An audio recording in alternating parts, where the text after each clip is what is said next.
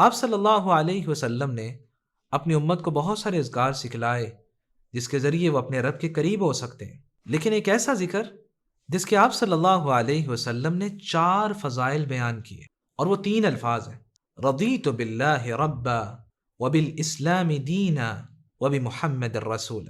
احادیث کے الفاظ میں وبمحمد النبیہ بھی ہے اور وبمحمد الرسولہ بھی ہے۔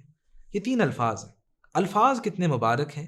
میں اللہ کو رب مان کر راضی ہو گیا کہ میرا خالق، میرا مالک اور میرا حاجت روا، میرا داتا اگر ہے تو وہ اللہ رب العزت کی ذات ہے۔ وبالاسلام دینا، دین اسلام جو اللہ رب العزت نے میری ہدایت کے لیے نازل کیا ہے، میں اس کو دستور حیات مان کر راضی ہو گیا۔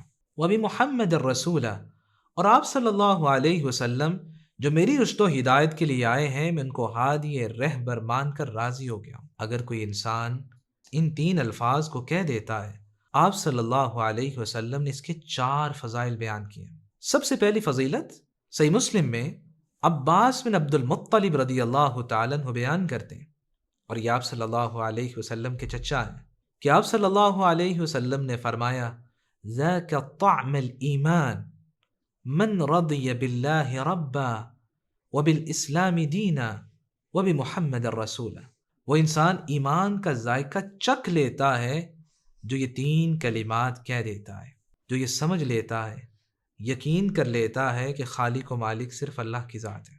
اگر کوئی دستور ہے میری زندگی کا تو وہ دین اسلام ہے۔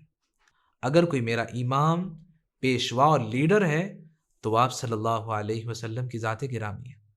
انسان یہ 3 کلمات کہتا ہے، ایمان کا ذائقہ چکھ لیتا ہے۔ دوسری فضیلت آپ صلی اللہ علیہ وسلم نے بیان کی، سنن ابی داود میں ابو سعید خدری رضی اللہ تعالیٰ عنہ بیان کرتے ہیں، اور امام البانی رحمۃ اللہ علیہ نے اسے صحیح قرار دیا۔ آپ صلی اللہ علیہ وسلم نے فرمایا: من قال رضیت باللہ ربا وبالاسلام دینا وبمحمد الرسول وجبت لہ الجنہ۔ جو یہ 3 کلمات کہہ دیتا ہے، اللہ اس شخص پہ جنت کو واجب کر دیتے ہیں۔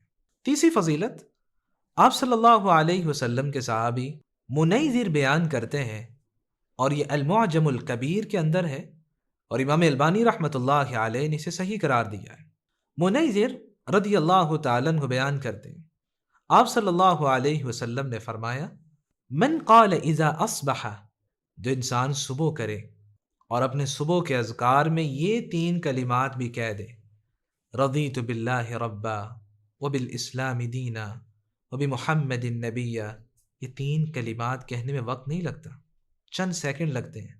فضیلت کتنی بڑی ہے، فرمایا: فأنا الزعیم لآخذ بیدہ حتی ادخلہ الجنہ۔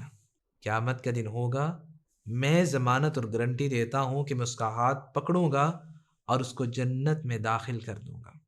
چوتھی فضیلت آپ صلی اللہ علیہ وسلم کے صحابی سعد بن ابی وقاص رضی اللہ تعالیٰ عنہ بیان کرتے ہیں کہ آپ صلی اللہ علیہ وسلم نے فرمایا: من قال حین یسمع المؤذن، جو مؤذن کی آواز سنتا ہے کہ وہ اذان دے رہا ہے اور اس کی اذان کے الفاظ کے ساتھ جواب دیتا ہے، پھر بعد میں دعا پڑھتا ہے اور دعا کے اندر یہ کلمات کہہ دیتا ہے: اشہد ان لا الہ الا اللہ وحدہ لا شریک لہ وان محمدا عبدہ ورسولہ رضیت باللہ ربا وبمحمد الرسول وبالاسلام دینا، یہ 3 کلمات کہہ دیتا ہے، غفر اللہ لہ، اللہ اس شخص کے گناہوں کو معاف کر دیتے ہیں۔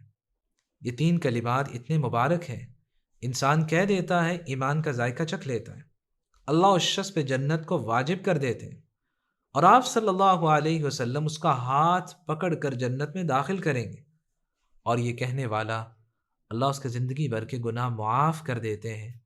میری اللہ رب العزت سے دعا ہے، الہ العالمین ہمیں ان 3 کلمات کو اپنے اذکار میں شامل کرنے کی توفیق عطا فرمائے۔ وآخر دعوانا ان الحمد للہ رب العالمین۔